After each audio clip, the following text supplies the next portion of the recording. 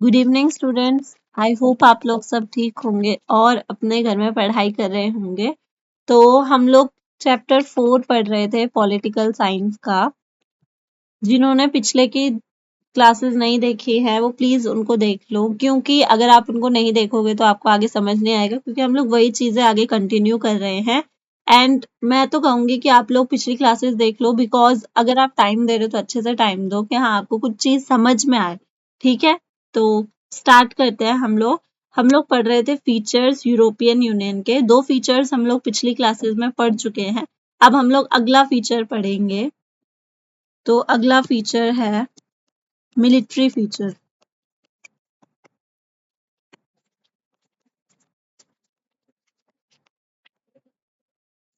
तो अगर जो यूरोपियन यूनियन है ये खुद को एक कंट्री की तरह रिप्रेजेंट करता है, तो एक कंट्री को और किस चीज की जरूरत होती है?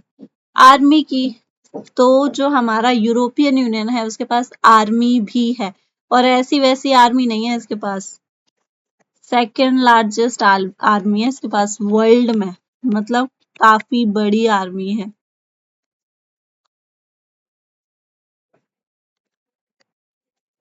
इसके पास काफी ज्यादा बड़ी आर्मी है, second largest army in the world. ठीक है, और होगी कैसे नहीं, ये ऑर्गेनाइजेशन है, इसके साथ इतने सारे देश जुड़े हुए हैं, तो ये सारे देशों की आर्मी मिला के इतनी बड़ी तो आर्मी हो ही जाएगी ना। ठीक है, इसलिए तो इनके पास इतनी बड़ी आर्मी है। अब आ जाते हैं नेक्स्ट पॉइंट। अब इनके पास एक ऐसा देश है जो कि यूएनओ का मेंबर है। अब जिन्होंने पिछली क्लास देखी होगी उनको तो याद होगा, तो जिनको याद है बताओ वो कौन सा देश है? सही कहा आपने, वो है फ्रांस। फ्रांस जो है वो यूरोपियन यूनियन का भी मेंबर है, और ये इसका भी मेंबर है।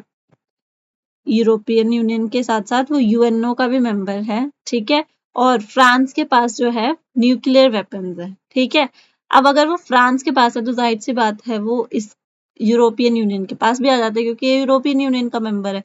समझ रहे हैं आप मेरी बात? कि फ्रांस के थ्रू, क्योंकि फ्रांस की आर्मी इसकी आर्मी हुई, फ्रांस के हथियार इसके हथियार हुए। ठीक है, तो इसकी वजह से फ्रांस की जो न्यूक्लियर वेपन्स हैं वो यूरोपियन यूनियन के भी वेपन्स हुए। ठीक है, फ्रांस हैज न्यूक्लियर वेपन्स।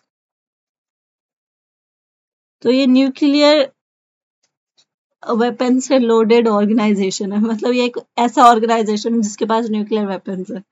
ठीक है, समझ रहे हैं आप लोग?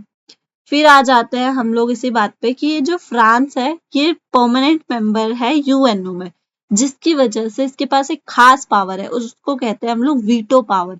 वीटो पावर का मतलब होता है कि वो यूएनओ में अपनी बात आसानी से रख सकते हैं और किसी और की बात को कटवा भी सकते हैं, मतलब उस बात को लागू भी नहीं होने दे सकते। अगर इनको ऐसा लगता है कि वो बात कोई यूजलेस है या उस बात का कोई सेंस नहीं है, या वो चीज उनके लिए हार्मफुल हो सकती है, तो वो उस बात को या उस फैसले को रुकवा भी सकते हैं। तो वीटो पावर का यूज वहां पर होता है। ठीक है, तो जो फ्रांस है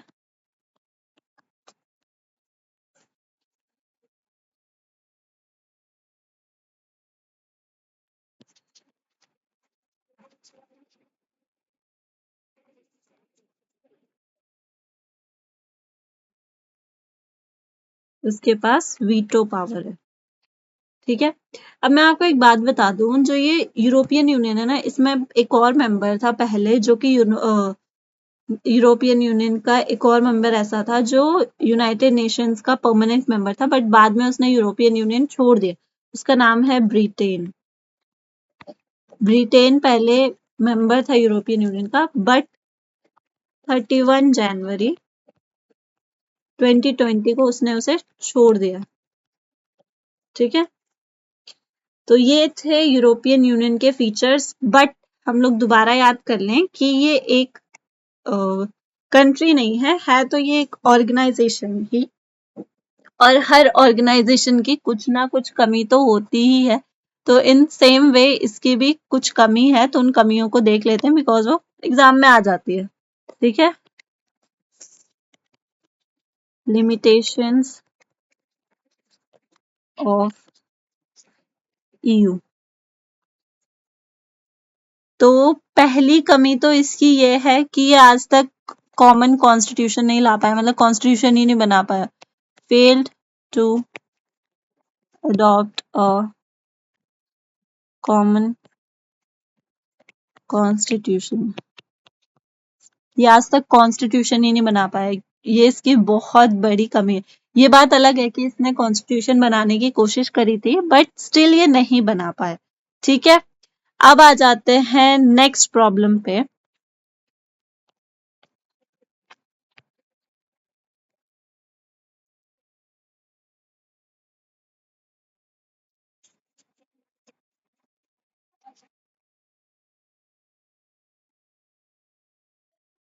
जो ईयू है इसकी कॉमन करेंसी है जिसका नाम यूरो है, बट स्टिल बहुत सारे देश ऐसे हैं जो यूरो को यूज नहीं करना चाहते हैं, या उसको मतलब उसको अहमियत नहीं देते हैं, वो लोग नहीं अडॉप्ट कर पाते हैं यूरो को। ये भी एक बहुत बड़ी प्रॉब्लम है कि हाँ, आप खुद को एक कंट्री की तरह रिप्रेजेंट कर रहे हो, आपने एक करेंसी को अडॉप्ट किया है, तो स्टिल आप सभी मेंबर्स उसको यूज नहीं कर रहे, तो ये भी एक बहुत बड़ा लिमिटेशन है, बहुत बड़ी कमी है।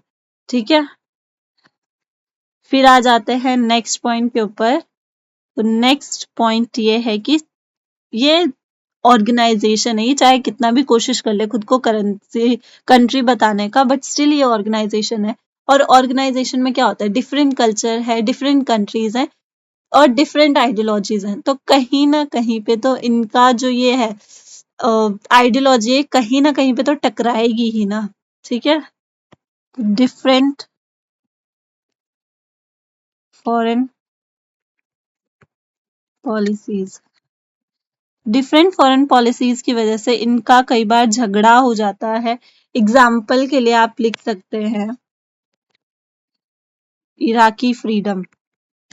जब इराक के ऊपर हमला किया गया था अमेरिका द्वारा, तो फ्रांस और ब्रिटेन जो थे, फ्रांस ब्रिटेन जर्मनी, नहीं सॉरी, फ्रांस और जर्मनी जो थे उन्होंने इसके खिलाफ में बोला था कि तुम्हें हमला नहीं करना चाहिए, तुम्हें इराक के ऊपर नहीं हमला करना चाहिए, और बाकी कुछ कंट्रीज ने उसका साथ दिया था। तो उस टाइम पे बहुत ज्यादा मतलब आइडियोलॉजी के बीच में डिफरेंस आया था, बहुत ज्यादा बोलते हैं ना कि थोड़ा सा बहस हुआ था। ठीक है, तो वहां पे दो आइडियोलॉजीज टकराई थी एक साथ, बट ज्यादा कुछ नहीं हुआ। हाँ, वो छोटा मोटा प्रॉब्लम तो चलता रहता है ऑर्गेनाइजेशंस में।